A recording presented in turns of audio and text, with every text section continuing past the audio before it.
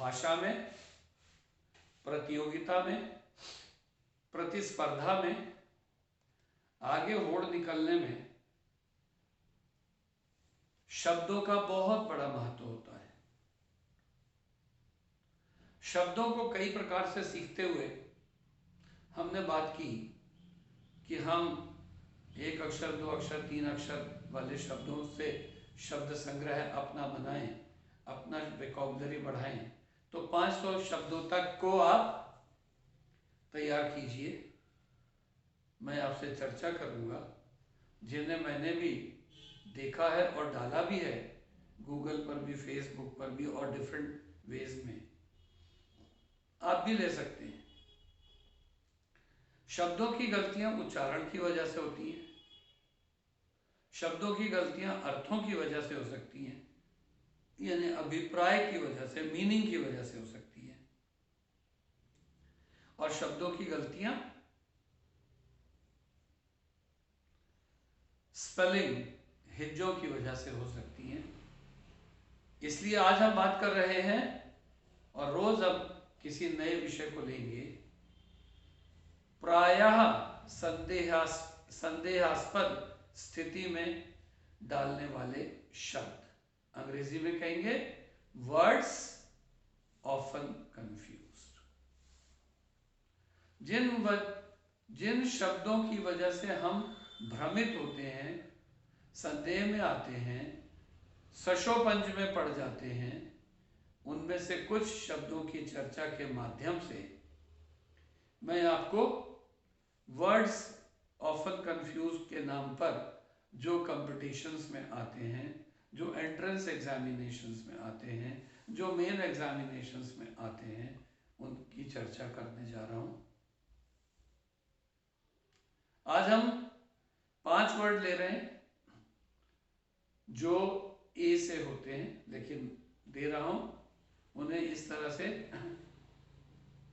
पहला पेयर है, पहला जोड़ा है स्वीकार करना और बढ़ना या बढ़ाना। दूसरा जोड़ा है मानना या मंजूर करना तथा सिवाय। तीसरा जोड़ा है पहुंच या अधिकता। चौथा जोड़ा है शिक्षा या परामर्श देना। और 5वां जोड़ा है बदलना या पूजा की वेदी, पूजा का स्थान। मैंने पहले आपको ये जोड़े बताए और फिर उसका प्रयोग इसलिए बता रहा हूं कि जिससे आपको ऑलरेडी जो आता है वो याद आ जाए। जैसे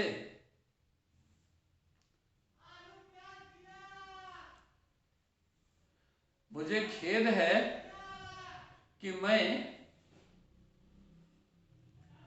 आपके आग्रह को आगे नहीं बढ़ा सकता, मुझे वो स्वीकार्य नहीं है।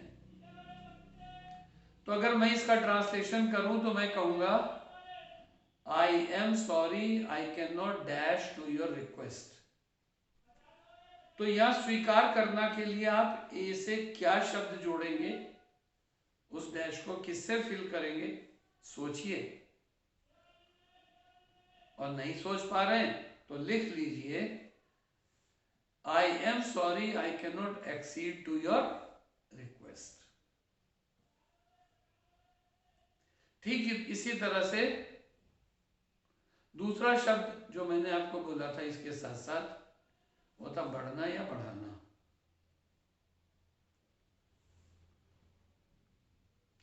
आपके द्वारा लिखे गए निबंध की सीमा 500 शब्द होनी चाहिए। 500 से ज्यादा नहीं होनी चाहिए। अगर हम ये कहें कि the length of your essay should not dash 500 words. तो हम पहले वर्ड कर चुके हैं, जैसे एसीड भी कहते हैं, लेकिन आप लोग उसे एक्सीड बोलते हैं। तो यहां पर कौन सा वर्ड आएगा? इस वर्ड को कहेंगे एक्सीड और पहले वर्ड को कहेंगे एक्सीड। तो एक्सीड, एसिड तो ACCEDE हुआ, और exceed EXCEED। The length of your essay should not exceed 500 words. अब तीसरा जोड़ा लेते हैं, तो वो है मानना या मंजूर करना और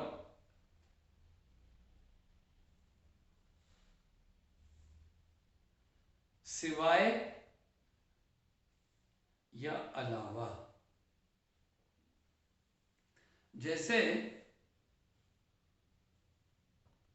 प्रधानाचार्य जी ने मेरे प्रस्ताव को स्वीकार कर लिया है, मेरी इच्छा को मान लिया है, मेरा मन और मेरी प्रार्थना पत्र को मंजूरी दे दी है। यदि हम यूं कहें, the principal has dash the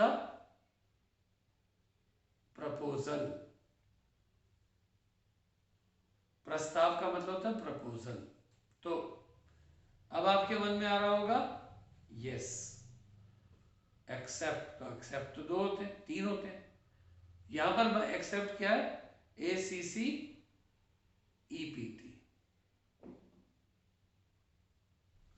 और दूसरा जिसका मतलब अलावा या सिवाय होता है,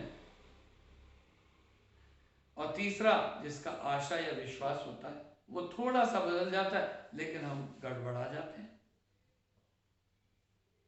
जैसे मुकेश के अलावा, मुकेश के बजाय, मुकेश के अतिरिक्त, मुकेश के सिवाय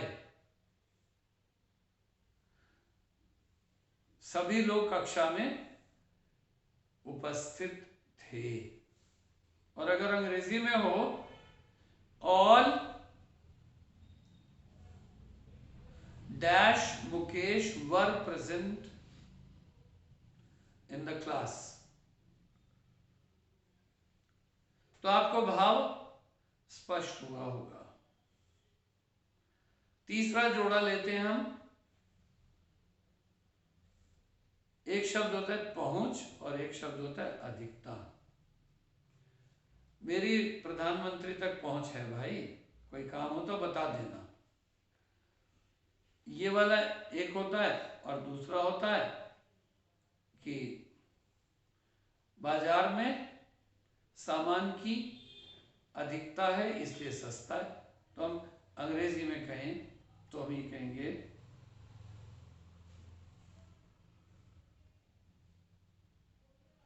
हम ये कहेंगे जन समुदाय की अपने प्रधान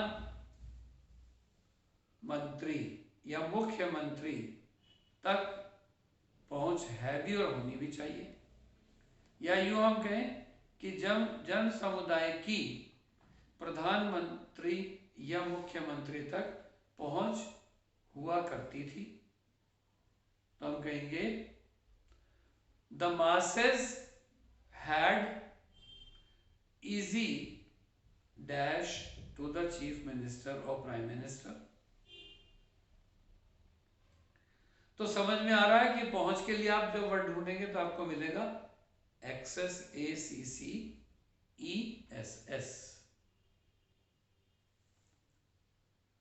अति हर चीज की बुरी होती है, अधिकता हर चीज की बुरी होती है, तो अंग्रेजी होती है dash of everything is bad. तो यहां पर तो आपको मालूम है, आप कहेंगे एक्सेस, EXCESS। अब चौथे जोड़े के रूप में हम बात करते हैं, तो शिक्षा या सलाह देना।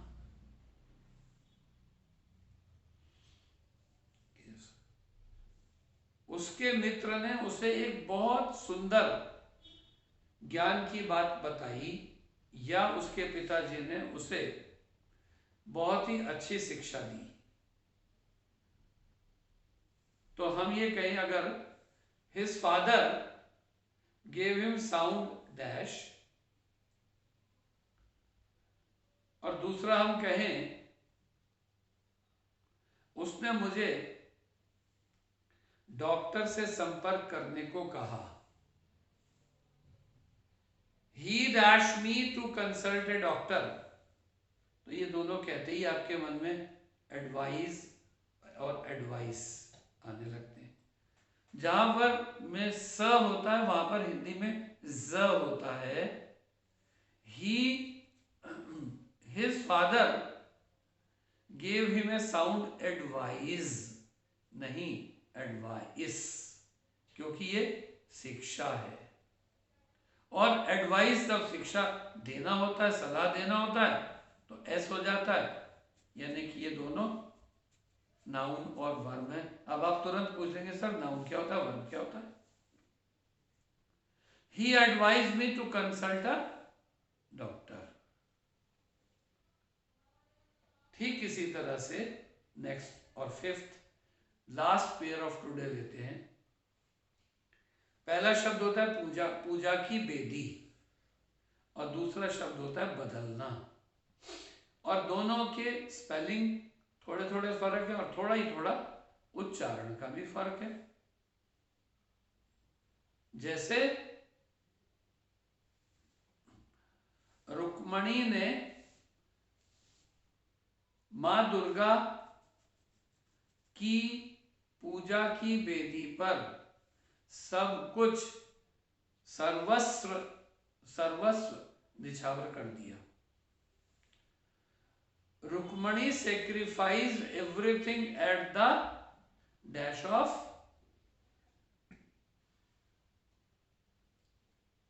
मदर दुर्गा, मां दुर्गा। और दूसरा हम ये कह दें कि मेरे लिए मेरे निर्णय को बदलना संभव नहीं है, उचित नहीं है, ठीक नहीं है। तो it is not possible for me to dash my decision. ये दो बात कहते ही आपके मन में आ जाता है, पहला बलि की बेदी, पूजा की बेदी, समर्पण का स्थान, पूजा का स्थान। तो हम ये तुरंत कह उठते हैं कि Rukmani sacrifice everything at the altar, ALTAR, altar of goddess Durga. और दूसरी बात कह देते हैं, it is not possible for me to alter my decision. इस प्रकार इन 5 शब्दों के माध्यम से हम पहुंचे कि हमारी स्पेलिंग, हमारे प्रोनाउंसिएशन और हमारे शब्दों के अर्थों की जानकारी यदि यथेष्ट, पर्याप्त, उचित और अच्छी है, तो हम अपनी बात को अच्छे से लोगों के सामने कहकर निश्चित रूप से अपने प्रभावशाली, शक्तिशाली व्यक्तित्व की अभिव्यक्ति कर सकेंगे। इसके आगे कल बढ़ेंगे। धन्यवाद।